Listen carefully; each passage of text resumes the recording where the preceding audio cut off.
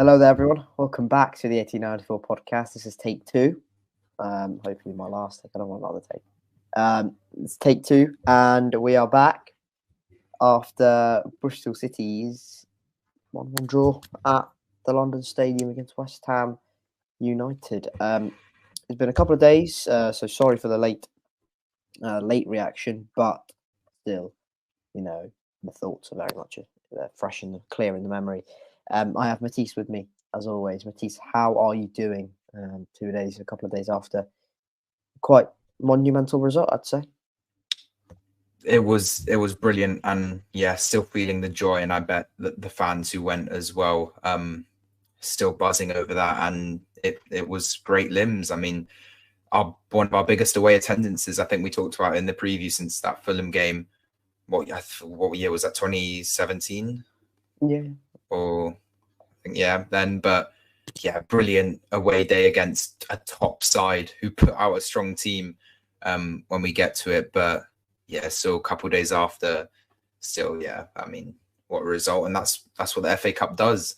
Brilliant moments like that. And then we get the replay, get Ashton Gate packed out for the home game. And then hopefully we'll see what happens there. But brilliant away day. Just I echo that all brilliantly. It's just a magnificent away day and just a magnificent day out. Travelling to East London on the day as well. I don't know if you noticed on Twitter, it was a complete pain in the backside because thankfully I went on the coach, but a lot of people went on the trains, and it was a complete mess because there was a lot of strikes, and even with 20 minutes to kick off, normally the ground is relatively packed. Away end was not really looking like it was going to be full, and I was a bit concerned actually that we wouldn't have too many fans turning up because of those train strikes. But actually, by kickoff, completely full, completely ram-packed, and we were singing magnificently as well. So it was incredible to see 9,000. This is just always special. I suppose we'll talk about the game now. This was the City 11 that started at the London Stadium. It was probably our strongest one we can field out at the moment, because we'll talk about someone who featured today in the under-23s who we're very excited about. Max O'Leary in goal, George Salah, Rob Dickey, Zach Wyner, Cam Prain, Joe Williams, Taylor Gardner, Hickman, and Jason Knight, who took on the captain's armband because there's no Matty James, there's no Andy Vineman there. Anis Mehmeti off the left, Conway up top, and Sam Bell on the right. Strongest team, and I'd expect that. And even though we were probably going to lose against West Ham before game, we all thought that it's probably best to put our strongest team out. Yeah, I'd say so, because you always want to give your best shot for these games, and obviously when we're never going to play a weakened side, it's mainly the A side would do that. But obviously Sykes got injured in the last game, but I'd also say that Sam Bell did look dangerous off the right-hand side in some of the games, and I thought it wouldn't have been a bad decision to do it anyway, even with Sykes' availability. Let's say he wasn't injured.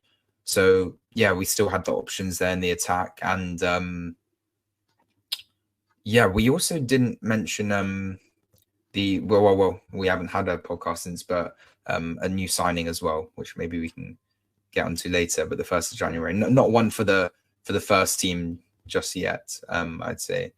But good to get someone through the door. But line up as expected, I'd say.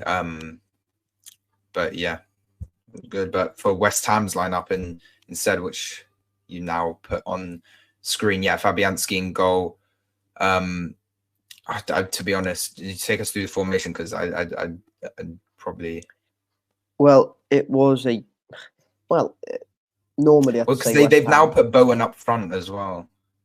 Well, that actually changes, because I'll talk about that in a minute. Because it's normally West Ham in the Premier League against most teams. It's 4-2-3-1, and it's Kufal, Mavropanos, Zuma, Emerson, Souček, Edson Alvarez, the double pivot, Ward-Prowse a little bit ahead of him, giving that a little bit more free roll. Fornals, Bowen, and then Lucas Paqueta. Lucas Paqueta not up top. Bowen was up top. and then he got moved to the right at one point, and then he got moved back up top. So Bowen started up top, where Lucas Paqueta was still on the pitch. Lucas Paqueta went off, and then Bowen was kind of it was all shifted around a little bit. Bowen then was put firmly against Campring because Mbamba then went up top. Fornals stayed on the left. Bowen went on the right. He went against Campring. That was a bit of a tricky battle for him. I could count him in the first half. And then I can't remember who it was.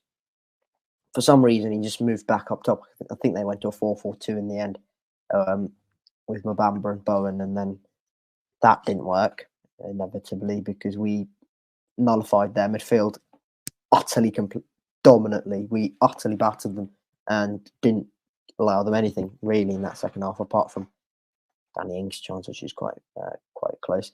But yeah, I thought, look, the first 15 minutes was, we just didn't get the grips of the game. And when you have a player like Lucas Paqueta playing against you, it's always going to happen. And that, if you see that run from Jared Bowen again, no one in the Championship is doing that. So, fair enough, I suppose, in a way. It's, yeah, I mean, we're starting to go into it now, but 4 minutes in, I obviously, like you say, it's just where the quality shines with their players. And I mean, we just went through their lineup and they put out a very strong team. And that's, I mean, do they start Areola over usually, or is it? That's the only change I'd probably make.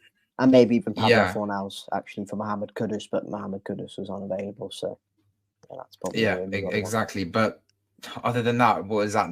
9 out of 11, but still Fornals can be definitely a first team starter, and Fabianski has proved himself, and that is a top 6 Premier League side. And Ward-Prowse has been brilliant this season. Souček, obviously Bowen, we know what he can do. So they did not hold. Sorry, you do not understand the groans the people around me had when every time James Ward-Prowse got on a set piece, it was like, oh no. I was worried when I was watching as well, because he had quite a few. But we'll get onto it later. But yeah, we did very well with those. But yeah, that's a top 6 side, and they've beaten the likes of Tottenham and Arsenal and Chelsea, and the fact that we've gone away from home and picked up a result. But yeah, a brilliant team, and that showed with 4 minutes into the game. And it's just too easy. Paqueta just picks out a brilliant ball over the top, and then just the intelligence to find that space and make that run, and then the touch and the composure to take it around Max O'Leary, and then Pring's trying to come back in and block it, but finds the back of the net. It's a bit too easy for them. It's just showed a bit of class, and at that moment I was quite worried for the rest of the game. Really, I thought if they can score this quick with that much ease, then could be in for a rough scoreline. But luckily that was the only one for them. But yeah, a brilliant goal. But yeah, bit poor. Could be looking to track Bowen's run, but again, that's just this where Premier League, just the quality shines through there, especially with that pass.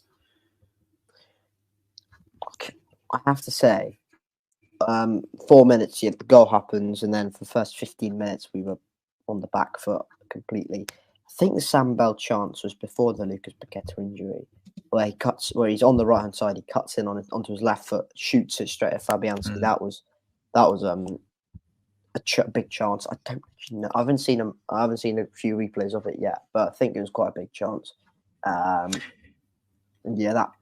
Possibly. It was. I thought it was a very well taken, just attack in general by Sam Bell. I think he was great there. I mean, the way he chested it down from his kind of chest, and then he brought it down, cut inside. He was done really well. Then the shot at the end had good power. Obviously, it was powered out into a corner. I think someone was at the back post who was calling for there was a potential pass, perhaps. But thought it was good. We got in behind and Just the shot lacked a bit of positioning, I'd say. It's quite at Fabianski, but good sign that we're getting chances and we're trying to fight back. But yeah, I think it was. I'm actually not sure either if it was before or after, but.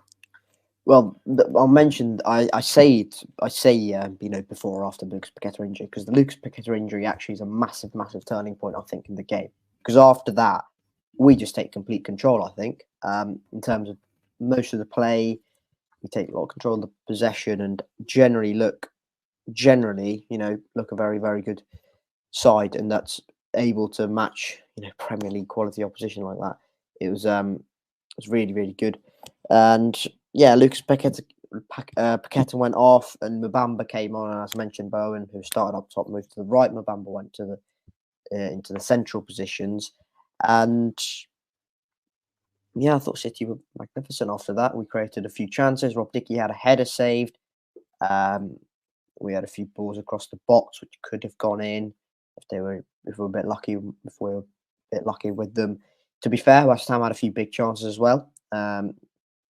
But on the whole, it was more, I'd say, our territory. West Ham just creating bigger chances with the quality they had in those positions. Cam Pring nearly put it into his own net, didn't he? With one shot, he went right across the box. Cam Pring kind of went sliding in, and we're thinking, what are you doing?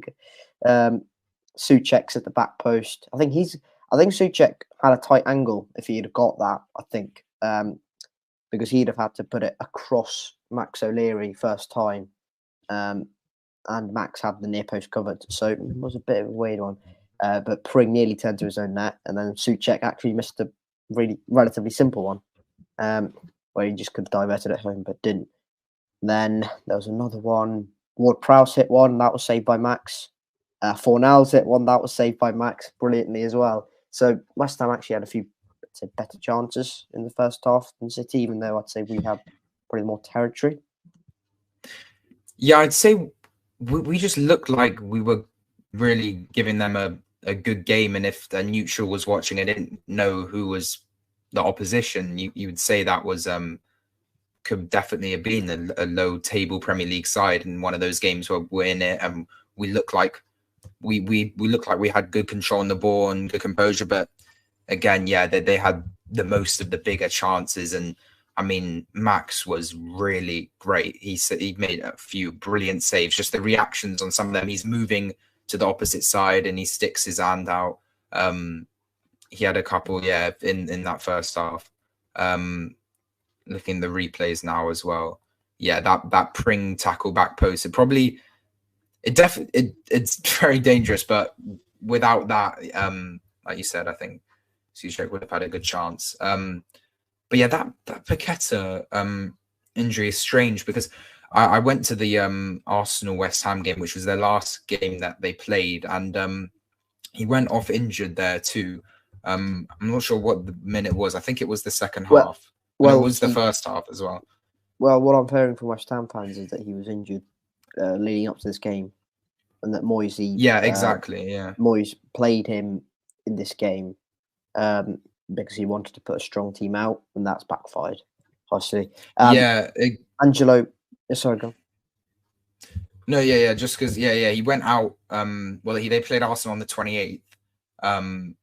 Because they've had a decent break since then, but yeah, he went off on the 33rd minute. I saw him; it looked like it was pretty bad, and I was very surprised that he was in the starting lineup for them. And then clearly, I mean, he couldn't carry on after 15 minutes, which was very strange. And now, probably next Tuesday, he probably won't start, which will be a big bonus for us. And we'll get onto the other two injuries as well that they had, which could be pivotal as well.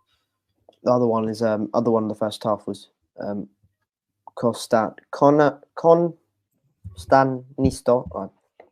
Mavropanos went off injured. The Greek fella, the big Greek centre back, who was just bullying Tommy Conway in that first 39 minutes, went off injured. Ogbonna came on, and I'd say he's probably more suited to Tommy Conway's game. Ogbonna, no disrespect, I think Ogbonna is a great player. But in terms of what Tommy Conway likes to do, in terms of getting on the shoulder, trying to get in past defenders, and what he did eventually, I think it was Ogbonna. He went past Ogbonna for that for that City goal. Nothing really happened apart from those chances. There was 6 minutes of additional time. That was because of the injuries and Vladimir Kufal being a soft backside. It's ridiculous. Tampering just absolutely clattered him twice and went down both times. That was it for the first half. I think there was one chance just before the whistle when it was a corner, and Dickey got headed to it, but straight to Fabianski. I think that was our for our first shot on target of the game, which was a decent chance because it goes only a bit to either side of him. Good chance, but overall, I think in that first half, it was very positive to see that we didn't crumble, which we know that we're used to doing on some occasions, but we stuck in the game and we defended well, and Max did brilliant, and I felt like we had the ball, and I felt quite confident that we weren't gonna concede a lot and that we had some threat to go forward and create some chances. So definitely going into that break and looking at the second half, I thought we have a good shot here. If we can go out and push on, we can definitely get back in this game. Well, Joe Williams said in this post-match interview with I can't remember who it was. He said that after the goal, the team realised they're actually quite good and that we can actually go and take the game to West Ham. We certainly did that. You mentioned the Dickey chance. That was the first shot on target of the game for City.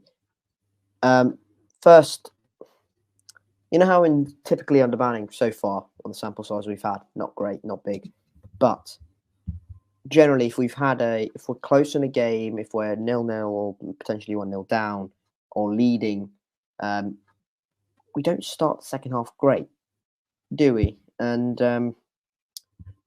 I thought that might have been the case again. We didn't start the second half well against Middlesbrough. We conceded 2 goals. We conceded within minutes against Southampton in the second half. I think Blackburn might have been something like that, maybe first 15 minutes or something.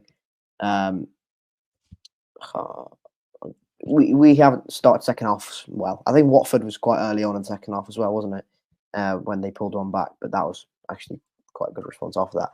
But it generally haven't started second halves well. Battered them second half. Yeah, I thought you were about to say that we didn't have a good start to the second half. But you're definitely right. Came out there very strong. Obviously, they realised in the changing rooms that we are playing well and we are good enough to come back in this game and get a result. But straight off the bat, and even before the equaliser, there's a big chance. Campering. Where Campering, I think Knight plays the ball in and then it's missed by Conway, but it comes out to Campering and he just leathers it completely. No real sense of direction. Most left back finish I've ever seen. That most left back thing I've ever seen. Absolutely laces it at the fastest pace I've ever seen. But wide, a bit disappointing. I mean, thought that was quite a big chance. But definitely going into the game and then in front of the away end, obviously throughout the whole game, the crowd was amazing. I mean, you were there as well. I heard on the TV as well. I mean, I've said before, West Ham fans are pretty disappointing where you were there, but that atmosphere was just incredible throughout the game. Let's talk about the goal then. Just bloody hell! I talked to you this. I told you this off camera. If you've watched my vlog, I was panning to the West Ham fans because we were basically taunting them, and then I noticed for half a second on the pitch, I'm going, oh wait, we've got a decent chance here because we've got the ball over the halfway line, and looks like a decent position. And I instantly noticed Tommy Conway's run. 2 times he made it. First time was Jason Knight getting the ball, and the second time was Joe Williams when he got the ball. Williams gets the ball. What a ball. It is just scintillating. Words can't describe that ball. It's just mesmerising. I can't stop watching it on how many adjectives can I use for that ball? It's mesmerising, amazing, scintillating. It's ridiculous. It's filthy. world class, mental ball through. Conway gets on the end of it. Initially, I think, oh, he's taking a heavy touch. The touch is actually ridiculous because the ball is hit at quite pace. It's hit at a pace. The touch is brilliant. Takes it in his stride, and then as soon as he got the first touch right, he looked confident. He looked like, oh yeah, oh okay, that's a tough touch to take. Absolutely leathers it past Fabianski, who I don't know what he was doing really. He was kind of staying in the 6-yard box. Should have come out. I'm not complaining, but what a finish! The touch and the finish, just outstanding. And the limbs in that away end, just ridiculous, utterly ridiculous. If you haven't seen the video on the City Twitter or on the FA Cup Twitter or X or whatever, it's just brilliant. It's utterly magnificent. And the limbs, they only show the lower tier as well, but the upper tier was just as good. It was 9,000 of us going utterly mental. What were your thoughts on that goal? It's just what football's about. It's incredible. I mean, every time that we have our own players as well, the fact that he's homegrown academy and he's been doing so well for us. I mean, some could say that recently his form might have dropped recently. I mean, he hasn't been really getting the service that he needs, but I mean, it's just brilliant. I mean, it comes from, it's just a simple clearance, and it's just that second ball, I think, is crucial, which we don't win a lot of in kind of these scrappy games. But yeah, it's a header initially from Dickey, and then that second ball is one from Knight, which is obviously brilliant. And I think that assist and the goal scorer and this is just beautiful. It's just, I think, is one of the nicest goals, both assist and goal that we've seen this season. I'd say I can't really remember anything else. Just the way he takes it, the slice, and like you said, it is with a bit of pace, and it was going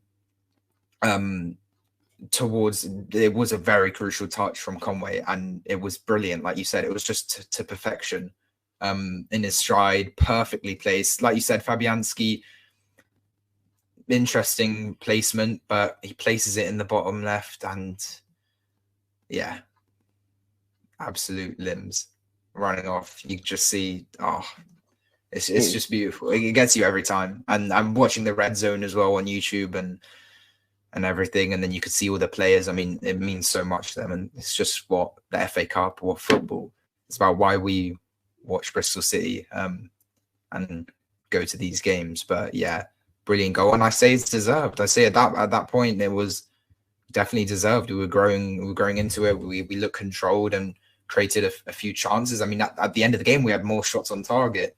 And we forget, these guys are European champions, not Champions League, obviously, but they won the Conference League. They're currently in the top 6, and they are an incredible side. And yeah, it's just a brilliant goal. But yeah, just great. Yeah, it was just mental. And yeah, I thought, as I said, we battered them, and I thought we deserved it, and the goal was coming. And I've heard that from a lot of West Ham fans as well. The goal was coming, and after that, I would say we were the only real ones, apart from the Danny Ings chance right at the end. I was absolutely bricking myself for that one. I thought that went in, but apart from that, all over them, I thought, and I thought we were just far the better side and created actually a lot more clear-cut openings. And West Ham, a lot of their openings were set pieces. The Danny Ings chance was a set piece. Most of them were set pieces, basically. I remember they had a chance right after our goal where Zuma heads it over, I think, and that was a set piece as well. So we, I think, created a lot more in open play. That's a credit to us, because I thought Joe Williams, who forget the assist. He is playing against Edson Alvarez, who is a Mexican international. He's just played in the World Cup against like Messi and some people like that. And he's cost like 35 million-ish for West Ham. Thomas Souček, who's been in the Premier League for God knows how long, Czech international, and is a really, really good player. James Ward-Prowse, England international, better than Beckham on set pieces. Joe Williams just collectively grouped them all together and went, no, thank you. Had them in their pocket with the help of Taylor Garnaker and Jason Knight, obviously. He was just utterly sensational all game. He just did not stop running. He was like the Jason Knight, really. He just stopped. Every time he got anywhere near a West Ham player, I was a little bit tense, actually. I was like, oh, you're on a yellow card, Joe. He got a yellow card quite early on in the game, I think. That was in 33 minutes. So the fact that he survived that long, and we know what Joe Williams is like. He's a bit feisty. He's a bit aggressive. He can't be suspect of that red card. The fact that he won every single challenge he went to after that, or what felt like it, immense. Utterly immense. I mean, he's been brilliant for us recently. He does love a yellow card, but overall, yeah, he's just been a boss in that midfield. And yeah, he's got quite a couple. I mean, I think the Jawbone got the man of the match on FootMob, it said, but I think for us, he's been our man of the match for our team for quite a lot of the last games, and are one of our most informed players. But he's been incredible. But like you said, the quality, the way that we played overall. I mean, if we do this against sides in the Championship and play like this, just yeah. I mean, the places we could go. And also looking at West Ham's games as well, 5 of their last 6 they've kept a clean sheet. As well, and their defense has been very solid. I mean, they did concede 5 against Liverpool, but I'll allow them that. Put it this way: they didn't concede against Arsenal and Manchester United.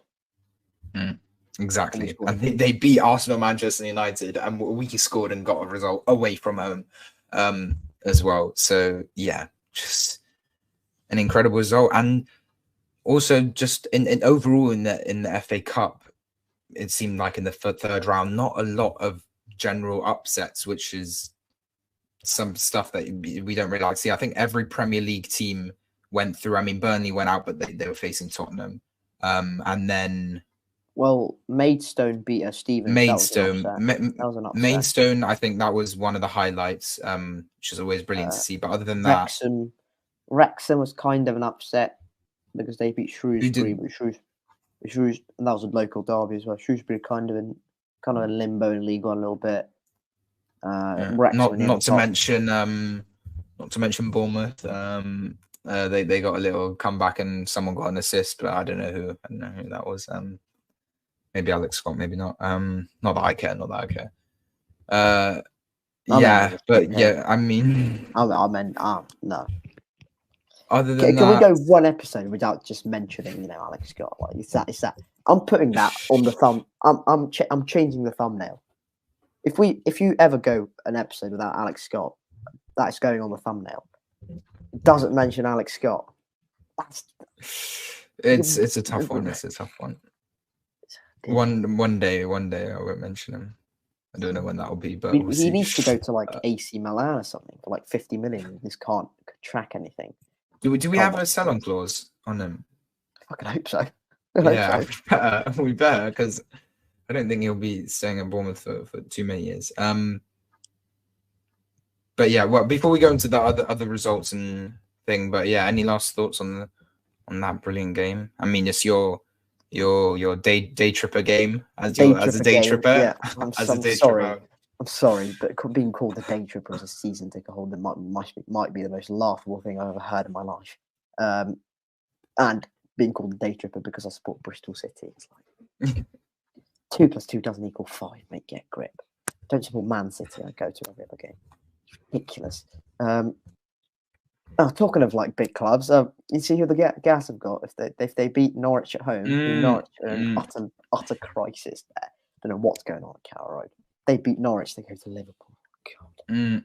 I really wanted them in the draw. I mean, we'll get onto our one in a bit in the preview, but yeah, just final thoughts on that game. It's definitely a big morale boost in general because our last 2 performances before that were a little bit poor. especially where we didn't score any, and that Mill last minute goal from Hutchinson. So yeah, definitely good to have a cup game away. I think it was a perfect kind of game to have with all the fans there and the goal and just the performance in general. Really, I think will push us on, and yeah, hopefully we can go out in our next batch of games with more confidence. But yeah, it's just a classic FA Cup game, and it's a draw against a top side with a class goal and lots of class performances. Just to end on the West Ham game, I know I've seen a couple of people say, "Oh, we've gone a little bit overboard with the celebrations," but actually, if you think about it, we've not got a lot of our best players there. Naismith isn't there. Ross McCrory isn't there. Who we think is going to be really good because he really impressed today. And I haven't really seen Bristol live talk about a player like that in a while, and just be that waxing lyrical like that is quite rare. Crawley isn't there. Atkinson isn't there. Haven't got Mark Sykes. We've got some top players and some really important players as well. So to go away to a side 6th in the Premier League, and I emphasise this point, 6th in the Premier League, Europa Conference League winners. They've just won that. They've just beaten Man United. They've just beaten Arsenal away and kept clean sheets in both and scored 4 goals in those games. They're keeping clean sheets for fun. We absolutely battered them in the second half. Emphasise that so much. We battered them in the second half. The fact that we can do that, we have that in us. It's just confidence building, and that's just brilliant. That's my final thoughts on West Ham. Should we move on then? Preston away. Before we get on to Preston, yeah. I think, but yeah, like you said, yeah, still quite a few injury players, but we definitely have enough now for a bit of rotation. Well, we in the midfield and attack, but very excited for Ross McCrory from the videos that we've seen. Is George Stanley going to get a rest? Let's hope he gets a rest, shall we? It'll be good, yeah, because he'll definitely slot into that right back position straight away. I feel so bad for and I do because I think George hasn't been hasn't been horrendous. He pocketed Pablo Fornals. He did brilliantly against West Ham, and I think he goes unnoticed. That sometimes, yeah, we criticize him for his lack of like attacking threat, but he's a solid right back. But it's just when you have someone like Ross McCrory, it's hard. But maybe the competition will. I think we may have mentioned this in a previous podcast where we said if Manning's going to continue with this, a fullback tucks in to make a back three, and the other fullback goes to attack. If Campring's going to be the attacking fullback, is Ross McCrory more suited? Is George Stanley more suited to that defensive role? Again, that's questions Liam Manning will have the answers to, so we'll just find out against Preston, I suppose, or in later games.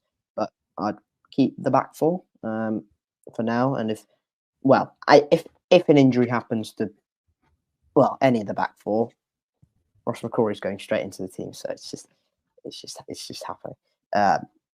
So that's fine. Preston away then. Oh, quickly, shout out to Jerry Tocknell, who was Bristol City. He was Bristol City SLO, supporter liaison officer. Absolutely brilliant. He organised all of the supporters, coaches, and was absolutely magnificent. Woke up like God knows how ungodly hour to just support all of us. And yeah, we got there quite early, so we went on services and whatnot. It was great. It was very smooth, and we got back home very safely as well. So massive shout out to him. I'm not sure he's watching it, but massive shout out. Yeah. Talk about Preston though. Go on. I'm gonna say something again before. Just a couple of things before. We mentioned just on Adam Murphy. Oh right, yeah. Who we recently signed start of the transfer window. We were obviously looking at him in the summer from St. Patrick's. Is St. Patrick's, right? Yeah. So yeah, to get that through, I mean, I think we saw it coming, but yeah, it looks like a good bright midfielder who can hopefully develop and then become a good player. But yeah, it looks like a good pickup. And then we also signed some more of our academy players on a professional deal. Well, we had a massive centre back called Jack Hooper. I think it's Jack Hooper, Hooper, who started today, and an Alex Scott clone who was from Guernsey. Yeah, I've mentioned him. Yeah, find me. He literally looks like Alex Scott. A central midfielder probably as well. It's brilliant technical quality. Not banging on about it, but Adam Murphy, he'll not go into starting 11 straight away, and it's unlikely he'll probably be in the matchday squad until later on this season. If we have nothing to play for, God forbid that happens. Hopefully, we do have something to play for by the final few games of the season. But if we're like not going to get playoffs, he might get on the matchday squad. Sorry, but he's definitely signing for the future. So there's not really much to talk about Murphy right now. I'd suggest, but yeah, 250 grand paid to St. Pat's, which is quite a lot for an academy player for now. But yeah, definitely one for the future.